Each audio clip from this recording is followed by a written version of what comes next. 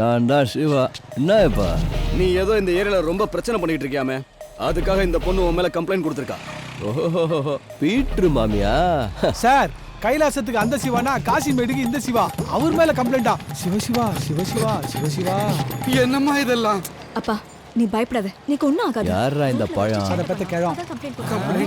Hi sir, கம்னோ கம்னோ. பா அடி வாங்க.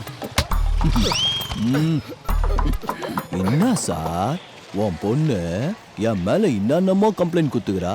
இல்ல என் மேல சும்மா சும்மா கம்ப்ளைண்ட் கொடுக்குறா? ஓகே, அது யாராவது ரவுடிங் மேல கம்ப்ளைண்ட் கொடுத்தா அவ கதி என்ன? ஒத்த பொண்ணுன்ற எப்ப பார்த்தாலும் ஒத்தையாவே திரிறா. யாராவது கிட்னாப் பண்ணி